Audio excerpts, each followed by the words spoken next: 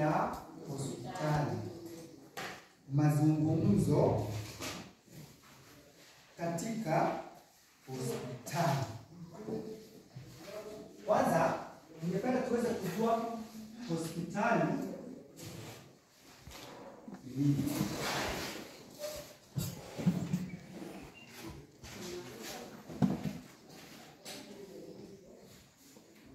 Nambari ya pili tujue misamiati katika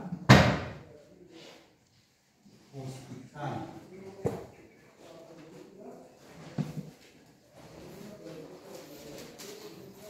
Sifa za mazungumzo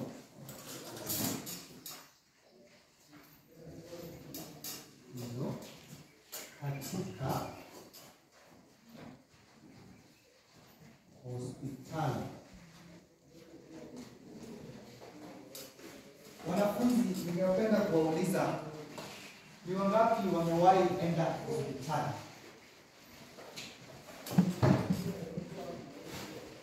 Asante sana. Ni hospitali gani umeenda? Mami. Chemuni. Unapoingia hospitali, lengo lako kuu ni gani? Kutibiwa. Lengo lingine,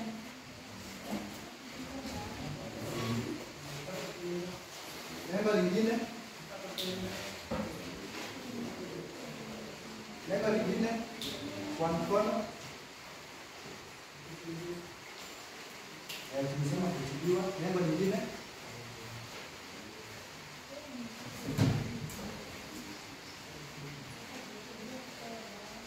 kwenda hospitali. Unaweza ukaenda kumtembelea mgonjwa. Kama huendi kuwatembelea wagonjwa wakati wako hospitalini.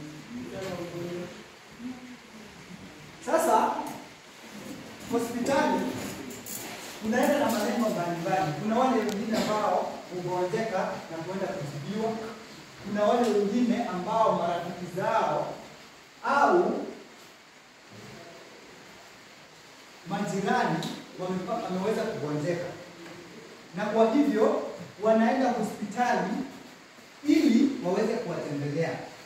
Na sana sana wengine wanaweza wakaenda kama vile mashirika mbalimbali, kanisa, mkiwa shirika mbalimbali kama darasa la kidato cha ba ama kidato cha ga, mmeamua leo tunataka tuende tutembelee wagonjwa katika hospitali ya Chemuni tuwaombee, si ndio?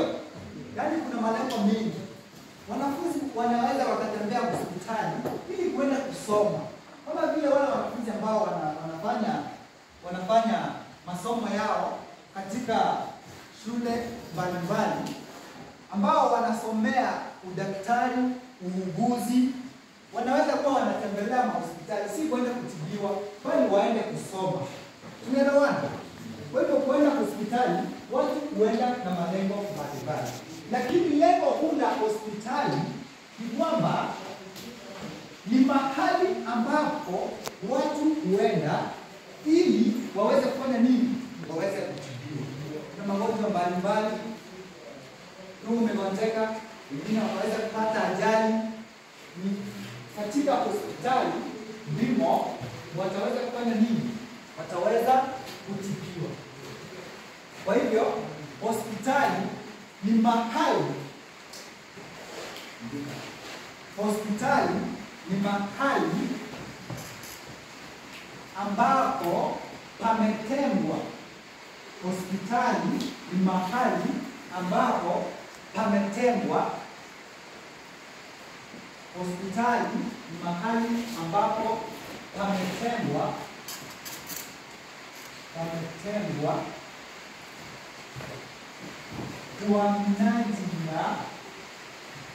kwa minajili ya matibabu mbalimbali.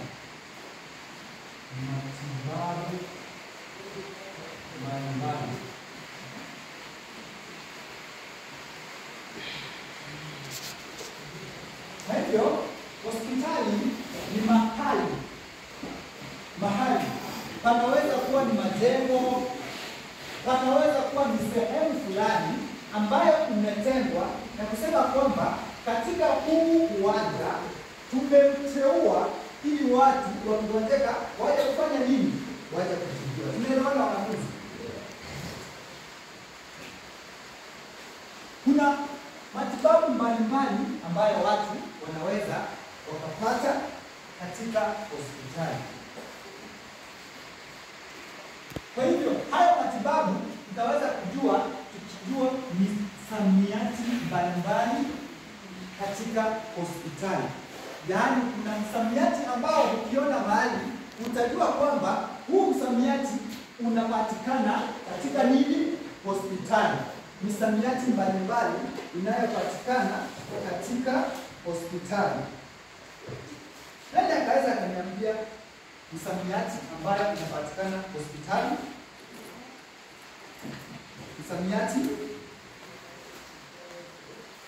Misamiati. Haya wanafunzi wangu. Katika hospitali tuna majina ya wahudumu mbalimbali. Majina ya wahudumu.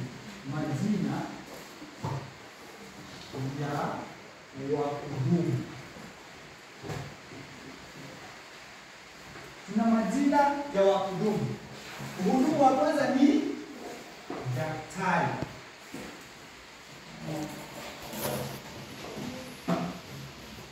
Mhudumu wa pili ni muuguzi. Mhudumu wa tatu ni mtaalamu wa maabara.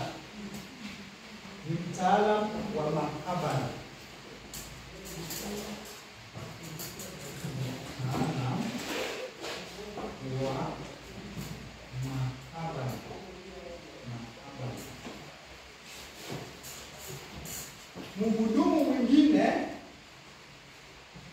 ni mtaalamu wa tiba ya kisaikolojia. Mtaalamu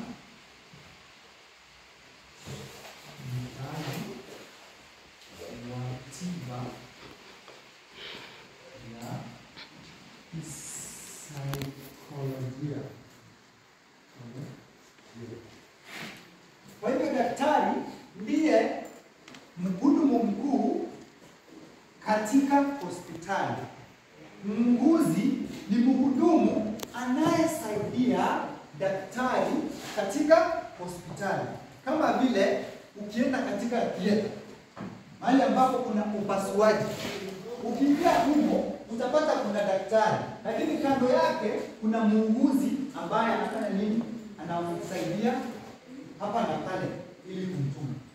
Wanafunzi, msamiati mwingine katika hospitali ni vifaa na maeneo ya hospitali.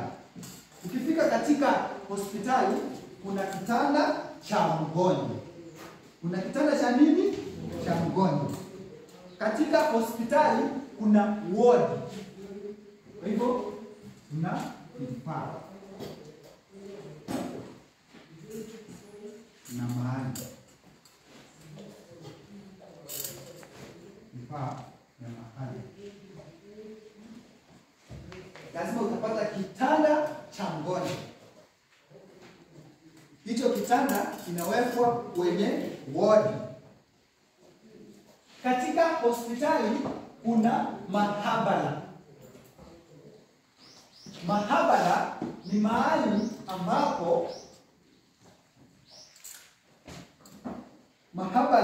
ni mahali ambapo uchunguzi mbalimbali wa sampuli hufanyika, kama vile uchunguzi wa damu.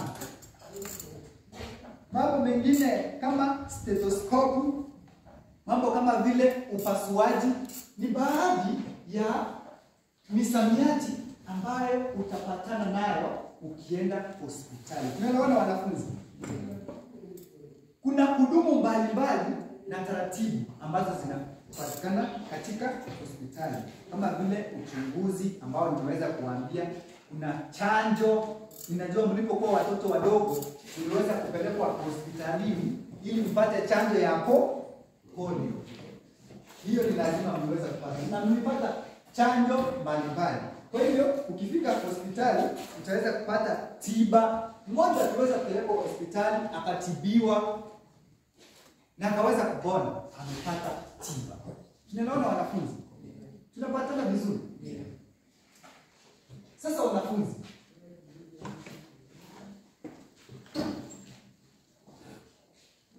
tuna sifa nyingi ambazo zinapatikana katika mazungumzo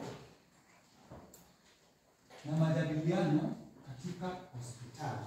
Sifa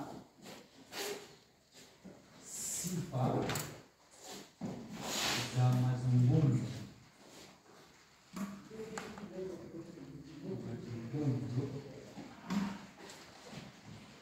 hospitalini.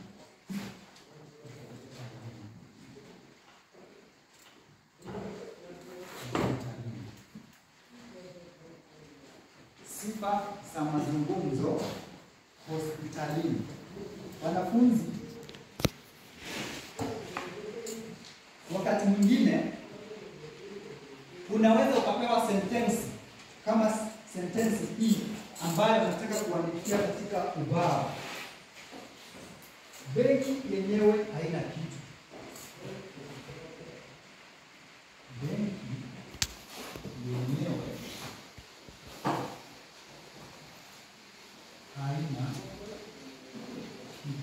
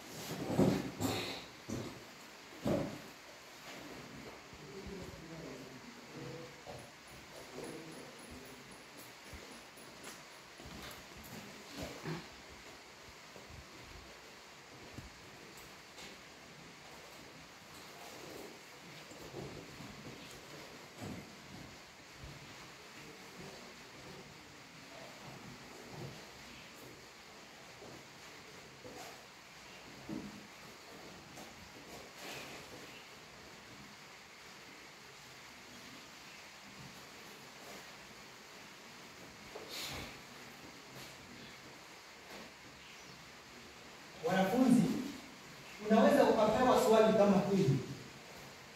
Benki yenyewe haina kitu. Cha da nne, kaunti yako iko chini. Ni emergency. Utampoteza ikikosekana. Wanafunzi, nataka kuwajulisha kwamba swali hili lilikuwa katika mtihani mkuu wa kitaifa katika mwaka wa 2016.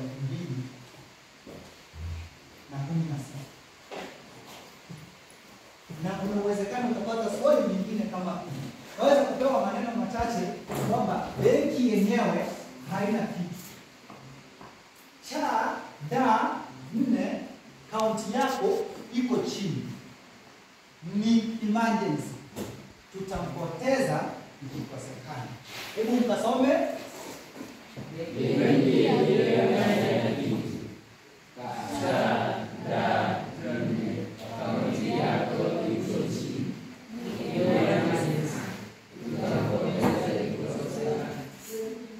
Wanafunzi, kuna misamiati michache ambayo ukiangalia hapa itaweza kukusaidia ili uweze kujua kwamba sajili au mazungumzo haya ni ya hospitali. Jambo la kwanza, kuna kuchanganya ndimi hapa ambayo ni emergency. Jambo la pili, kuna kumpoteza ikikosekana. kuna mtu alipata ajali mahali fulani, kwa harakati za kufika hospitali wakaanza kushughulikia mambo ya NHIF katika lugha ya Kimombo. Kwenda kuangalia uwezekano ukawa kwamba akaunti yake iko chini, lakini kwa kuangalia sana wakaona mgonjwa huyu yumo taabani, wataweza kumpoteza kama akaunti hiyo itafanya nini? Itakosekana. Wanafunzi, kuna uwezekano utapewa sentensi kama hii, ama ukaweza kupewa haya moja na kuambiwa swali la kwanza uweze kutambua sajili ya mazungumzo haya. Swali la pili ambalo limeingia ni kwamba taja sifa za sajili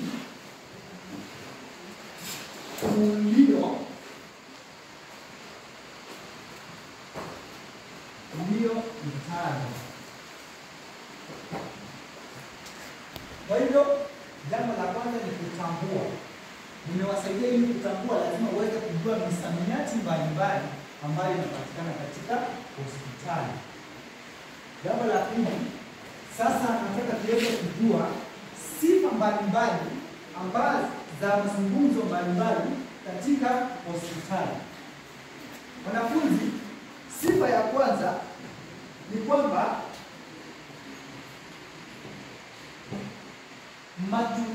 matumizi ya vifupisho. Kuna matumizi ya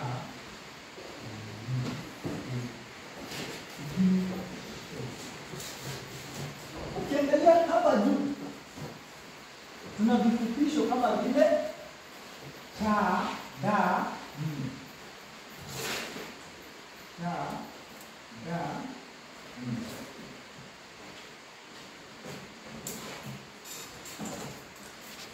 Jambo la pili wanafunzi, kuna matumizi ya lugha mseto ama kuchanganya ndimi. Kuchanganya ndimi.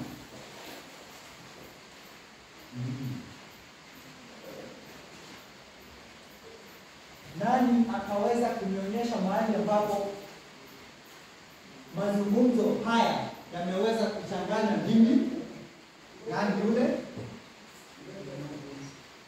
Ni emergency. Mimi niweza kuambia hii neno ambalo nimeweza kutoka katika lugha ya Kiingereza. Ni emergency.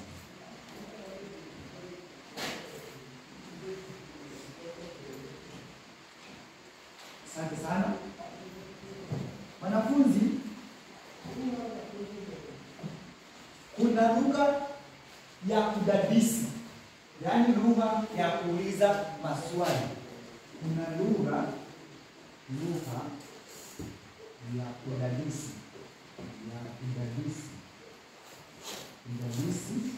au kuuliza swali au maswali. Lugha ya kudadisi au kuuliza swali. Mgonjwa akishaletwa hospitalini, lazima muuguzi ama daktari akaweza kumuuliza maswali mbalimbali ili kujua shida ya mgonjwa huyo. Una maumivu wapi? Jina lako ni nani? Tunaelewana wanafunzi? Wanafunzi tunaelewana? Ndio.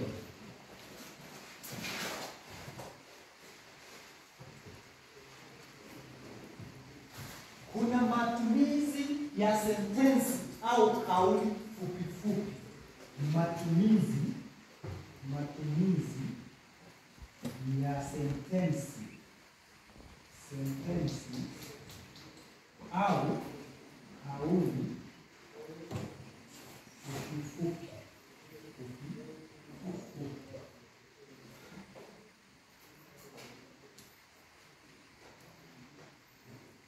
Benki haina kitu.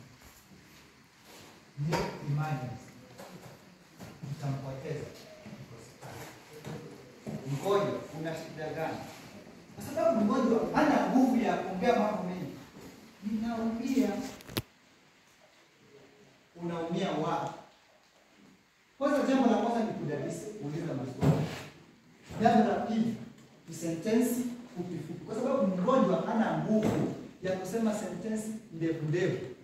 Mgonjwa huwa anaugua. Sasa mara nyingi anatumia sentensi fupi fupi ili kujieleza. Kuna lugha ya kitaaluma. Lugha ya kitaaluma. Yaani tukisema lugha ya kitaaluma ni kama ile misamiati ambayo niliweza kuwapa. Mfano, cha, da, ne, akaunti, cha, da, ne. Lugha nyingine ya kitaaluma ni kama vile mahabara.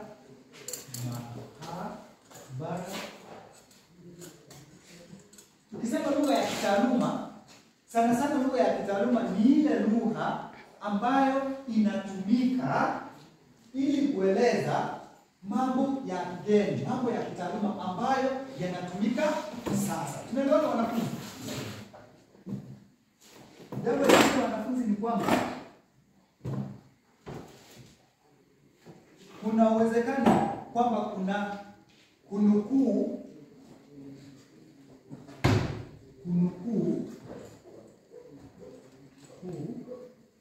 maneno kutoka kitabu kitakatifu. Maneno kutoka kitabu kitakatifu.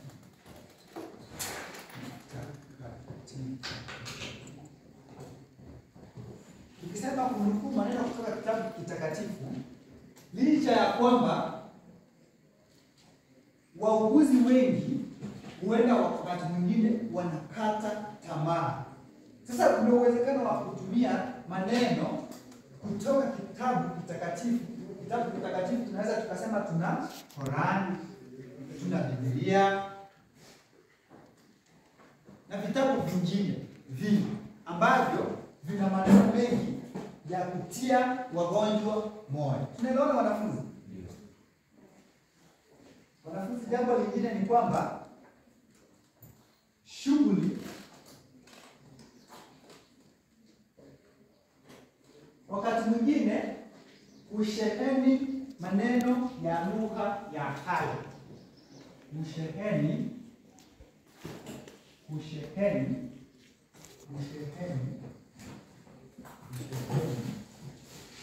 maneno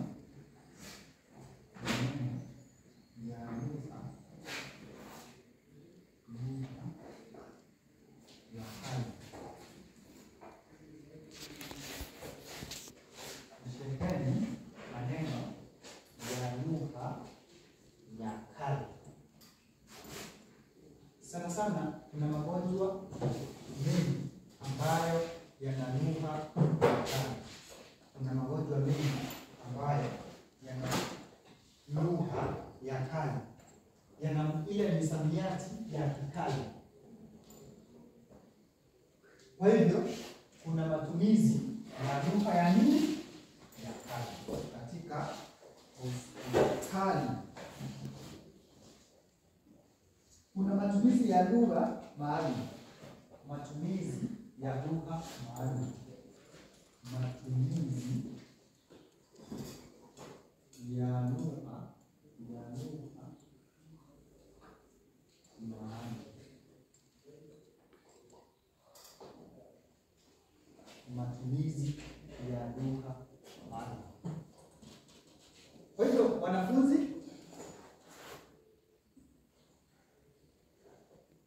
kile ambacho cha muhimu ni kujua kwamba katika hospitali tuna misamiati mingi, na ni kupitia hii misamiati tutaweza kutambua sifa mbalimbali ya mazungumzo ambayo yanapatikana katika hospitali. Nimeweza kuambia misamiati mingi tuna daktari, tuna muuguzi, tuna maabara, tuna stethoscope. Sifa nyingine ni utohozi. Tuna utohozi. Kama vile stethoscope. Kwa Kiingereza ni stethoscope. Sasa tunatohoa neno hilo kutoka Kiingereza stethoscope na kuliweka katika lugha ya Kiswahili kwamba ni stethoscope. Kutohoa, jinsi nilivyowaambia leseni iliyopita, ni kuchukua neno la lugha nyingine na kulipachika katika lugha ya Kiswahili jinsi lilivyo bila kubadilisha matamshi yake, lakini tunalipachika ili liweze kuingia katika lugha ya Kiswahili. Tunaelewana wanafunzi? Tunaelewana? Sasa wanafunzi, hebu nikaone nani mtu aweze kunipa sifa za lugha ya hospitali. Sifa za lugha ya hospitali. Na kuchanganya ndimi, asante sana. Kuna matumishi ya ufupisho, asante sana. Nani yule kutoka hapa?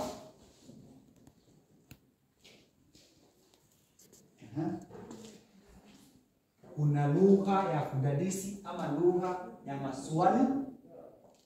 Pate kutoka hapa.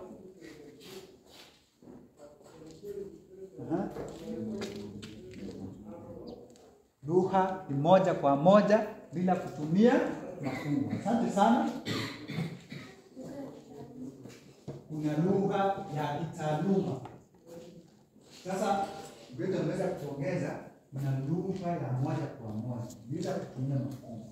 Lugha ya moja kwa moja.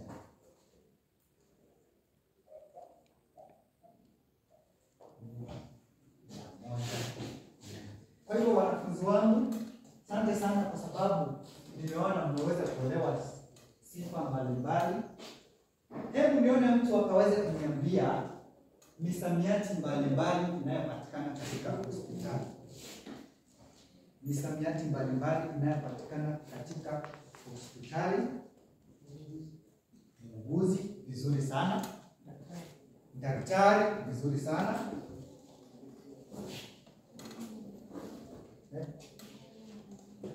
Mtaalamu wa maabara, vizuri.